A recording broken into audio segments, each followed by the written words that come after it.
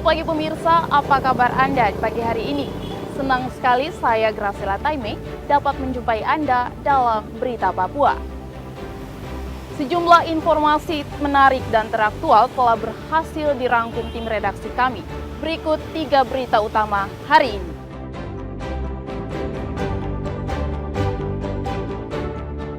Polisi berhasil mengevakuasi 2 korban selamat dari lokasi pembantaian pendulang emas, sementara 11 korban tewas masih berada di TKP.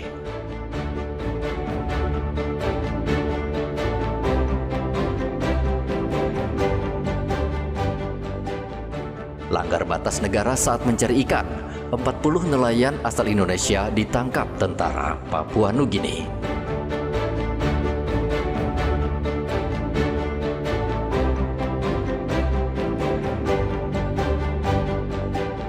Dua pekan cuaca buruk, ratusan kapal pencari ikan berlindung di Pelabuhan Merauke.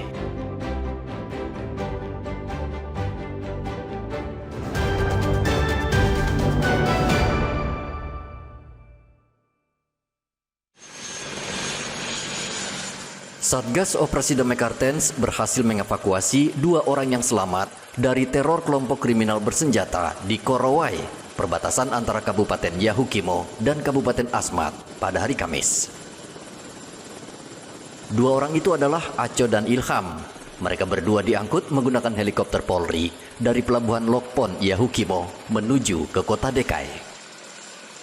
Kasatgas Humas Operasi Damai Kartens, Kombes Yusuf Sutejo mengatakan, berdasarkan keterangan korban selamat, ada 11 orang dipastikan yang tewas di lokasi, serta 8 orang yang masih tidak ada kabar karena melarikan diri ke hutan.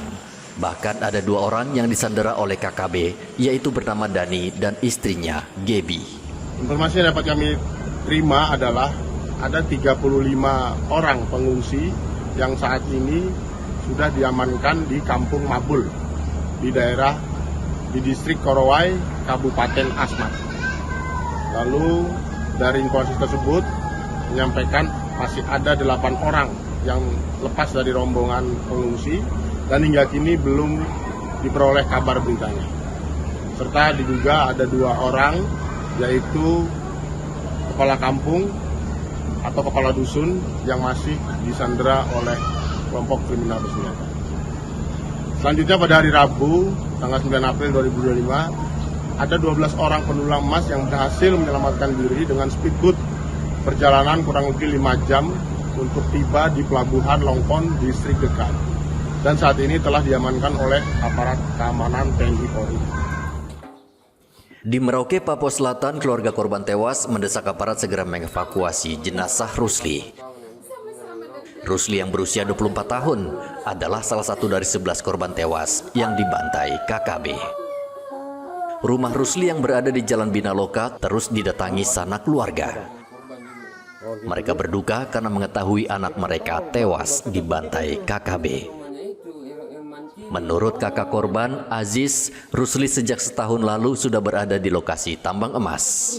Sudah ada teman yang lolos turun, bahwa ciri-cirinya yang dipakai sama saya punya adik sesuai yang ada di foto. Baju biru dengan tasnya ada baret merahnya itu, terus kos kakinya warna kuning, gelang-gelang tangannya. Terus dengan dia punya lejing-lejing.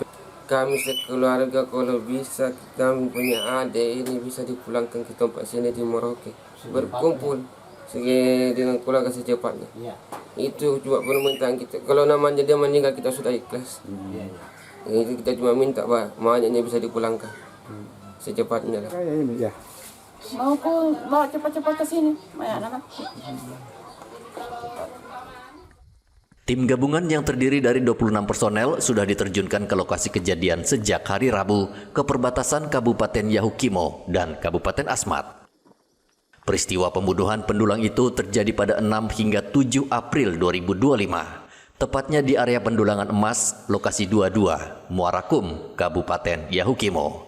Saat kejadian, sebanyak 35 orang penambang diserang secara membabi buta oleh sekelompok KKB. Arthur dan Iwan melaporkan dari Yahukimo dan Merauke.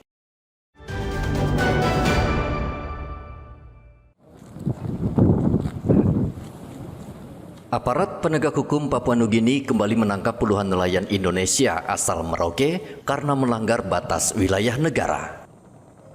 Saat ini 40 nelayan tengah menjalani pemeriksaan di Papua Nugini. Pihak berwenang di sana juga menyita 3 kapal nelayan, yakni kapal Afifah 1, kapal Bintang Samudra 92, serta kapal Cumi-Cumi. Menurut Ketua Himpunan Nelayan Seluruh Indonesia Papua Selatan, Taufik Latarisa, ketiga kapal nelayan Indonesia tersebut ditangkap pada 26 Maret. Mereka saat itu sedang menangkap ikan di perairan Papua Nugini, namun memasuki wilayah perairan Papua Nugini sekitar 10 mil. 3 kapal ini sudah connect dengan KBRI yang ada di provinsi di PNG, yang ini sebanyak 40 ABK kalau nggak salah, yang beberapa waktu lalu, yaitu dari 3 kapal tersebut. Dan pelanggaran yang kami dapat yaitu melewati batas wilayah Indonesia, dan kami sudah membenarkan penangkapan itu sudah sesuai karena sudah melewati batas negara kita, yakni di perairan Papua Nugini. Dan kami dalam hal ini sebagai Ketua DPD HNSI menyerahkan sepenuhnya kasus ini dan dikawal oleh Kemenlu maupun dari Kepala Perbatasan yang sudah selama ini juga memberikan informasi terkait dengan ABK yang ditahan. Dan alhamdulillah ABK yang ditangkap dari 3 kapal ini dalam kondisi sehat walafiat. Saat ini Kementerian Luar Negeri telah berkomunikasi dengan pemerintah Papua Nugini terkait proses pembebasan. Kendati di penjara, ke-40 nelayan asal Indonesia tersebut saat ini dalam kondisi sehat. Muhammad Ridwan melaporkan dari Merauke, Papua Selatan.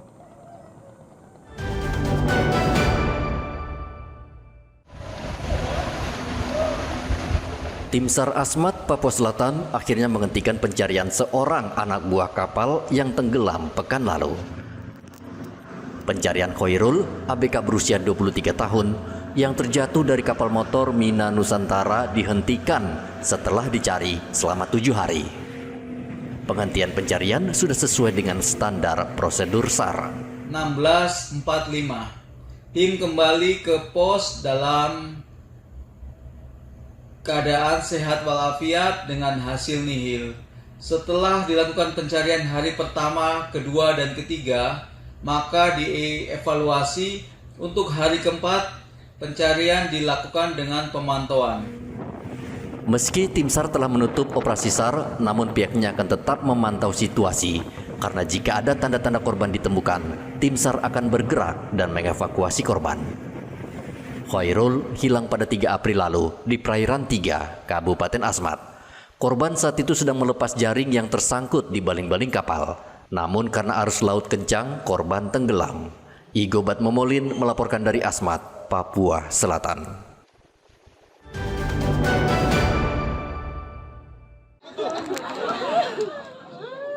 Polisi saat ini masih terus menyelidiki kematian bocah Nur Alisa Aulia yang tubuhnya ditemukan di Koya Barat, distrik Muara Tami. Polisi telah memeriksa 12 orang saksi.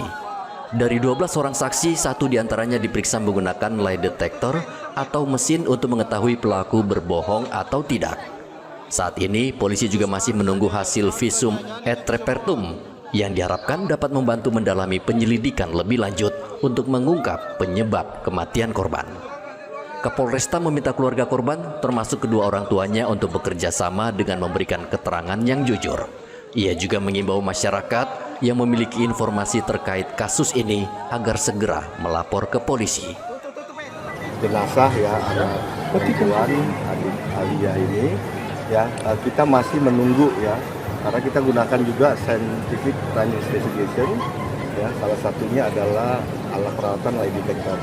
Ini kita sudah lakukan pemeriksaan terhadap 1 orang yang kemungkinan nanti akan ada lagi yang kita gunakan, karena memang kita di sini masih walaupun sudah 12 saksi yang kita periksa, dan saya rasa masih minim terkait dengan petunjuk apakah ini perbuatan pidana ya atau bukan perbuatan pidana.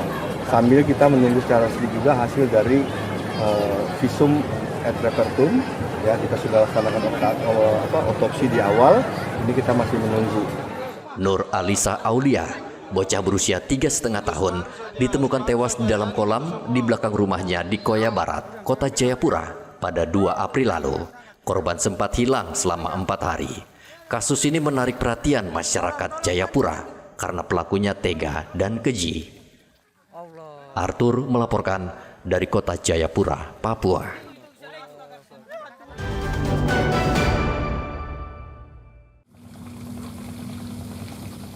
Cuaca buruk saat ini melanda sekitar perairan Arafuru dan perairan selatan Papua. Kondisi ini sudah berlangsung selama 2 pekan. Ombak tinggi yang mencapai lebih 3 meter disertai hujan dan angin membuat nelayan tidak pergi mencari ikan di laut. Kapal-kapal mereka saat ini lebih banyak tertambat di pelabuhan menunggu hingga cuaca membaik. Tak jarang kapal nelayan ini harus sandar di pelabuhan Merauke. Freddy, salah satu kru kapal nelayan, mengaku sudah 2 bulan berada di Merauke karena kapalnya tidak bisa berlayar akibat cuaca buruk. Sudah berapa lama Pak kapalnya tidak berangkat ini? Sudah parkir di sini? Saya baru calon ABK Pak. Oh gitu ya, jadi sudah berapa lama dia tidak berangkat ini? Saya sudah 3 bulan Pak. 3 bulan ini Pak ya, kenapa sampai tidak berangkat begitu Pak? Ini Cuacanya kan belum tentu tuh. Oh, masih buruk ya? Ya masih buruk. Ombak sampai berapa meter itu? Belum tahu pasti Pak. Belum tahu pasti ya, tapi kemarin masuk masih ombak keras juga ya? Saya belum berangkat ke laut Pak. Oh, belum berangkat lagi sampai dengan saat ini ya? Ya, Pak. Ini ada berapa kapal kira-kira yang sampai saat ini parkir ini? Sekitar ada 100-an Pak. 100-an ya? Ya.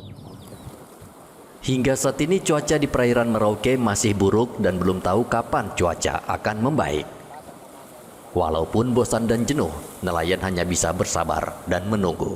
Muhammad Ridwan melaporkan dari Merauke, Papua Selatan.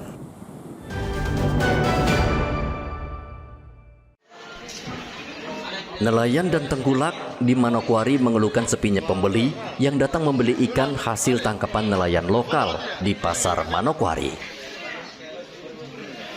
Saat ini ikan segar menumpuk di pasar Manokwari, baik hasil tangkapan nelayan lokal dan ikan yang dipasok dari luar Manokwari, Papua Barat.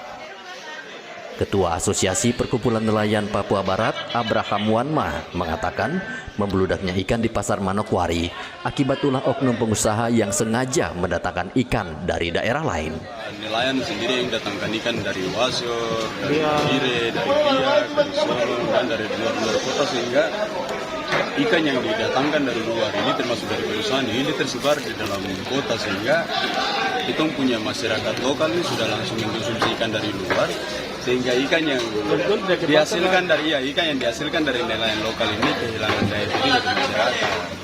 Nah, itu mungkin ya teman-teman tengkulak kenapa nelayan ini berharap mungkin ke depan dari pengawasan, bahkan pemerintah ini diberi turun tangan untuk ikut mengawasi, artinya supaya ikan-ikan yang didatangkan dari luar ini bisa dibatasi, dan mungkin dari situ daya beli masyarakat terhadap ikan lokal ini juga bisa laku di pasaran. Karena logikanya begini, seandainya kalau ikan yang didatangkan dari luar ini sudah mengenyangkan konsumen yang ada di Manokwari, kan otomatis kita punya nelayan hasil tangkapan dari nelayan lokal maupun ikan yang dijual dari pasar ini tidak laku di masyarakat lokal. Menurut Asosiasi Perkumpulan Nelayan, kondisi ini sudah berlangsung lama, namun tidak ada keseriusan dari pemerintah daerah untuk mengatasinya. Asosiasi meminta pemerintah mengatur dan mengawasi penjualan ikan di Manokwari sehingga nelayan lokal tidak dirugikan. Edi melaporkan dari Manokwari, Papua Barat.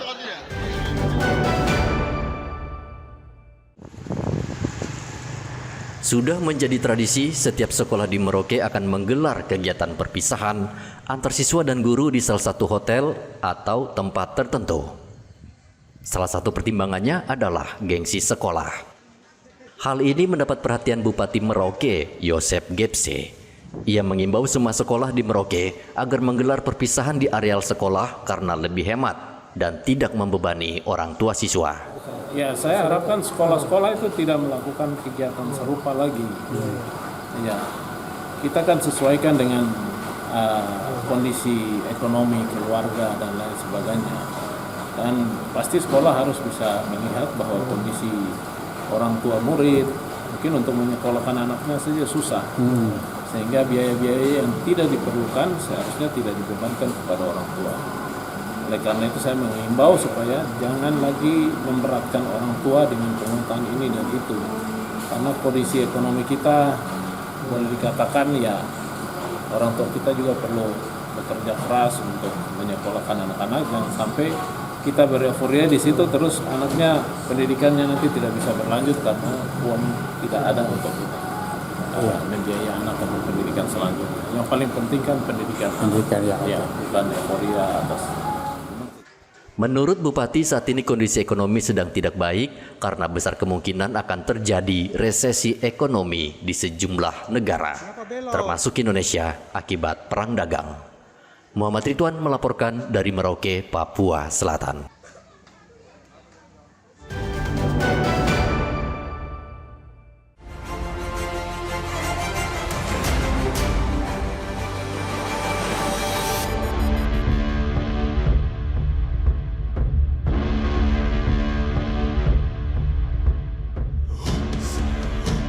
Seorang bocah ditemukan tewas setelah hilang terseret arus laut di Pantai Kekwa, Kabupaten Asmat, Provinsi Papua Selatan.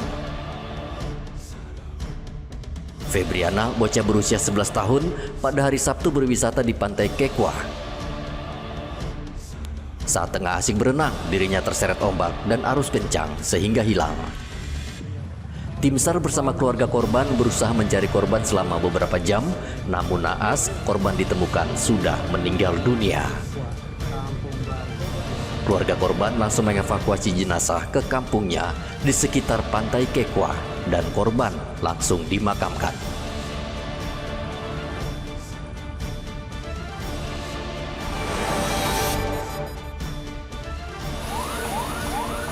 Sebuah pos keamanan yang berada di Jalan Leo Mamiri, Kabupaten Mimika, dibakar sekelompok pemuda. Pembakaran itu menyebabkan seluruh bangunan pos keamanan ludes. Sebuah mobil damkar dikerahkan ke lokasi, namun angin kencang membuat pos cepat terbakar. Polisi mengimbau pelaku segera menyerahkan diri, karena polisi sudah mengantongi ciri-ciri pelaku.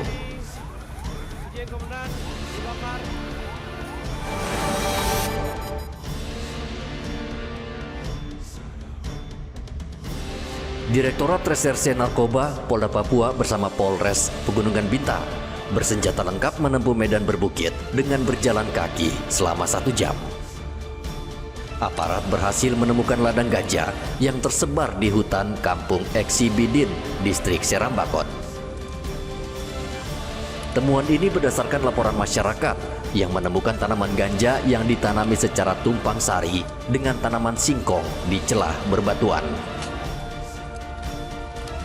Polisi berhasil menyita lebih dari 400 batang pohon ganja siap panen dan tanaman ini langsung dimusnahkan di lokasi.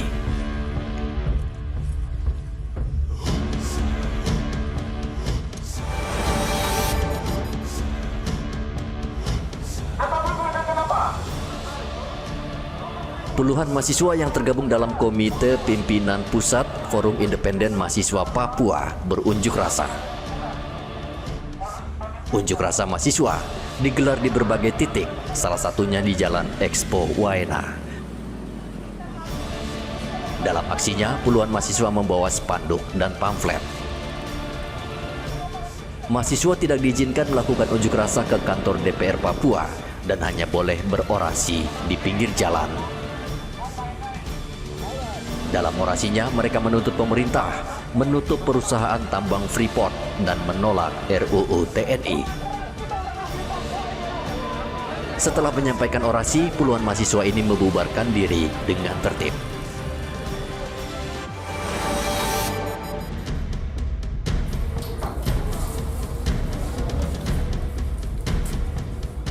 Peredaran narkotika di Merauke sangat mengkhawatirkan karena menyeret pelajar.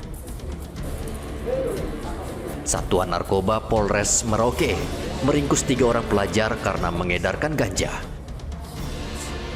Salah satu di antaranya masih duduk di bangku SMP. Ketiga pelajar ini sudah lama menjadi target Polres Merauke dan mereka ditangkap ketika sedang bertransaksi dengan pemakai. Polisi saat ini masih memburu sejumlah pelaku lainnya yang diduga ikut terlibat dalam peredaran ganja. Polisi meminta mereka menyerahkan diri karena sudah mengetahui identitas para pelaku. Ketiga pelajar itu diancam hukuman penjara 7 tahun.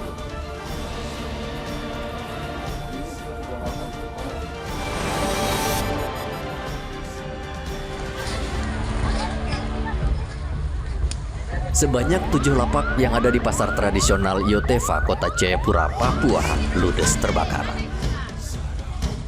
Kebakaran diduga karena korsleting listrik dari salah satu lapak sembako. Api yang membesar kemudian merambat ke lapak pedagang lain yang berdekatan.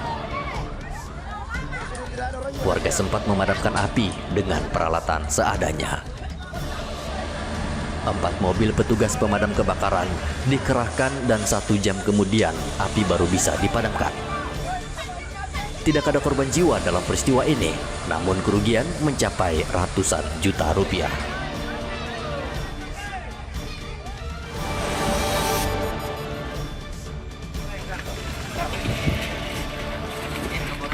Aparat gabungan TNI Polri mengevakuasi jenazah pensiunan anggota Polri Jamal Renhoat yang gugur ditembak kelompok kriminal bersenjata di Kampung Wuyuki, Distrik Mulia, Kabupaten Puncak Jaya, Papua Tengah pada hari Senin.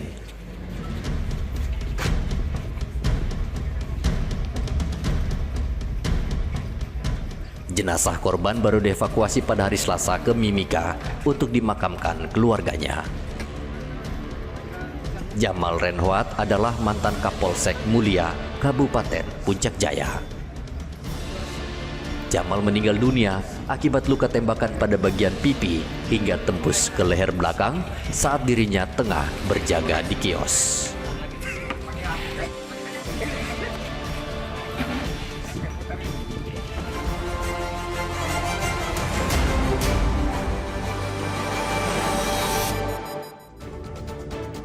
Pemirsa, informasi tadi sekaligus mengakhiri jumpa kita dalam Berita Papua.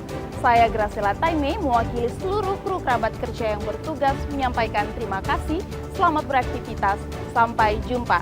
Wanyambe.